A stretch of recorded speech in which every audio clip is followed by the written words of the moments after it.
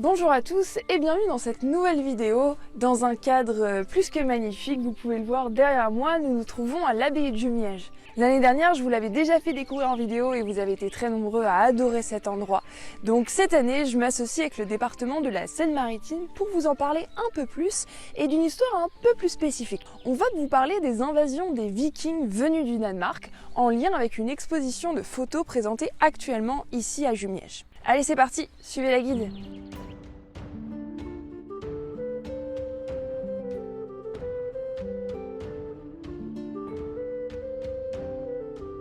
Pour vous redonner un peu de contexte, l'abbaye de Jumièges, elle existe depuis le 7e siècle et c'est une abbaye bénédictine très prospère. Mais arrive le 9e siècle et les premières invasions des Vikings. Ces hommes viennent du nord, des pays scandinaves, donc c'est les actuels Norvège, Suède et Danemark.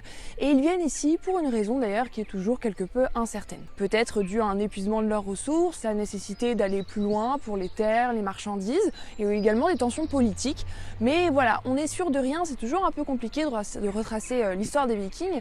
En fait, c'est des peuples qui sont plutôt de tradition orale. Et en plus de ça, les sources qu'on a sur les Vikings sont souvent assez tardifs, c'est parfois des écrits qui ont été faits après, et notamment par exemple par des peuples qui ont été un peu terrorisés, ou même le contraire, mais on en reparlera. Le premier raid viking à l'embouchure de la Seine a lieu en 820 d'après les annales royales, mais sans grand succès. Au départ, les raids ils sont assez timides, ils vont pas très loin et ils choisissent des cibles plutôt faciles, des petits villages, des monastères qui sont sans défense, où ils peuvent en fait récupérer assez de richesses rapidement. Mais ensuite, ils reviennent plus nombreux, plus organisés, et là, ils vont aller plus loin. Ils vont aussi profiter d'un contexte perturbé, puisque depuis la mort du roi Louis le Pieux en 840, des crises de succession bouleversent le royaume de France. C'est en 841 que des bandes de vikings vont remonter la Seine pour aller jusqu'à Rouen qui sera pillé et incendié. On ne sait pas précisément qui les dirigeait. Certains évoquent le viking Asgeir et d'autres le chef danois Ragnar, qui est plutôt une figure semi-légendaire. Qui que ce soit, la ville en a bien pâti, et sur leur retour quelques jours plus tard, ils s'arrêtent à Jumièges et pillent le monastère. Malheureusement, les pillards reviendront et il y aura d'autres raids, ce qui va pousser les moines de Jumièges à abandonner complètement le site vers la fin du 9e siècle et aller se réfugier dans la région de Cambrai dans le nord. En Normandie, il faudra attendre le traité de Saint-Clair-sur-Epte en 911, signé entre Rollon, un chef viking, et Charles le Simple, pour que la situation se calme. Pour connaître l'histoire un peu plus en détail, je vous invite à aller regarder la vidéo que j'avais consacrée à Rollon, mais ce qui est intéressant, c'est que c'est là le début de la région Normandie, et même le nom Normandie évoque les Northmen, les hommes du Nord, puisque c'est la terre qui a été donnée aux Vikings. Même si on considère aujourd'hui que Rollon venait plutôt de Norvège, une grande partie des Vikings qui ont attaqué la Normandie et qui se sont installés venaient du Danemark. Ça s'explique puisque la situation politique du pays au 9e siècle est très instable. Il y a un roi, mais il y a aussi plusieurs clans de l'élite guerrière qui s'affrontent pour accéder au trône. Il y a une compétition ardue pour le pouvoir et qui explique aussi cette volonté de monter des expéditions vers l'ouest pour s'enrichir et aussi prouver leur capacité à commander les hommes.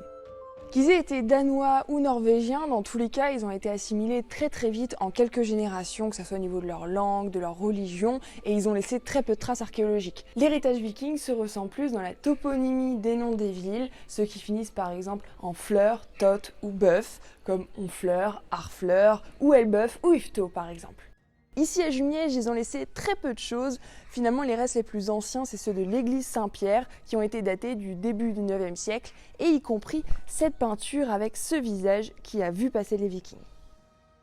Mais qui étaient ces Vikings réellement ? En fait, il y a beaucoup de clichés qui tournent autour de ces Vikings qu'on présente parfois comme des guerriers barbares, violents, illettrés, sauvages. Alors c'est vrai qu'ils n'ont pas été aidés non plus par la fiction contemporaine, mais il y a des explications à ça. Déjà, je vous l'ai un peu dit tout à l'heure, mais dans les sources premières, parfois il y a des sources évidemment qui ont été écrites par des populations qu'ils ont terrorisées. Et évidemment, vous n'allez pas peindre un portrait très glorieux finalement d'un personnage qui vous a pillé et qui a incendié votre ville. Mais au contraire, on a parfois des sources qui au contraire valorisent les Vikings, qui montrent leur courage, à quel point c'était des hommes braves, et ça c'est plutôt les sources justement du côté des Normands, des descendants des Vikings. Par exemple Dudon de Saint-Quentin qui a parlé de Rollon, il a écrit ses chroniques pour Richard Ier qui est le petit-fils de Rollon, et donc qui veut valoriser son lignage. Donc évidemment là on a un portrait bien plus sympa pour les Vikings. Alors c'est évident qu'ils étaient de très bons combattants, mais ils étaient également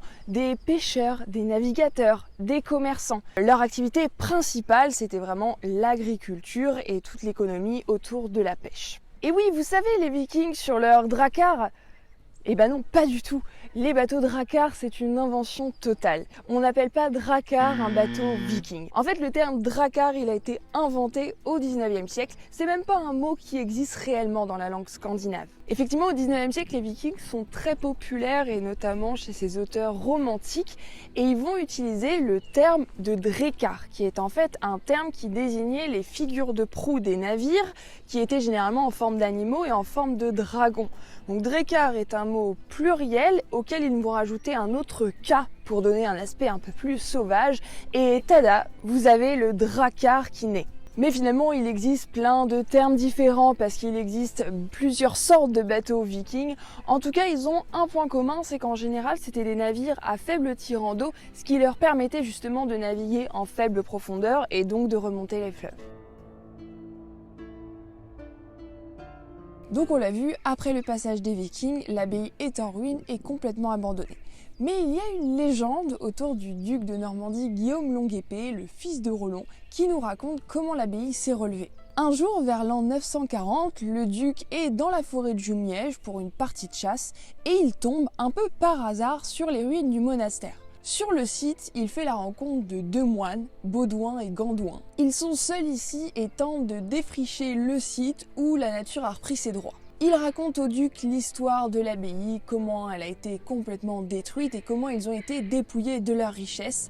Et ils offrent au duc un peu d'eau et un peu de pain noir rassis, ce qui est très généreux venant de deux moines très pauvres. Mais le duc lui refuse avec dédain et repart. Une fois arrivé dans la forêt, surgit une bête des buissons qui l'attaque comme un gros sanglier. Il tombe de son cheval, mais bon, il va s'en sortir. Mais surtout, ce qui est intéressant, c'est qu'il va voir dans cette attaque le signe qu'il s'est mal comporté vis-à-vis des deux moines. Il décide donc de faire marche arrière, de venir partager un repas avec eux, et surtout, il leur promet qu'il va tout mettre en œuvre pour rebâtir l'abbaye. Même si c'est une histoire bien romancée, c'est vraiment au duc Guillaume Longuepée qu'on doit la renaissance de l'abbaye du Miège et également d'autres abbayes en Normandie, puisque lui était un fervent catholique. Donc finalement, Jumièges détruit par les Vikings, mais rebâti par ses descendants. Et justement, cette année, du 24 mars au 19 juin 2022, vous pouvez venir découvrir à Jumièges, dans le logis abbatial qui est juste derrière moi, l'exposition Lumière nordique. Alors rassurez-vous, pas de Vikings en vue, enfin presque, puisque le travail exposé est celui de 8 artistes photographes venus du Danemark. Le thème central est la nature, le monde minéral et végétal et la lumière.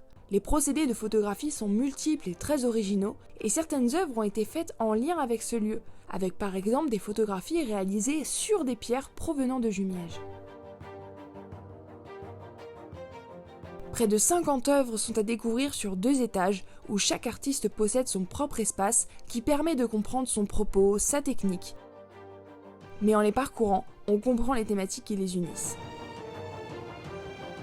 Ce projet artistique qui vise à promouvoir la photographie contemporaine danoise va ensuite se déployer en Normandie dans 4 autres lieux, le Centre d'art contemporain de la Matmut à Saint-Pierre-de-Varengeville, la bibliothèque Alexis de Tocqueville de Caen, le musée des Beaux-Arts de Rouen et le musée Les Pêcheries à Fécamp.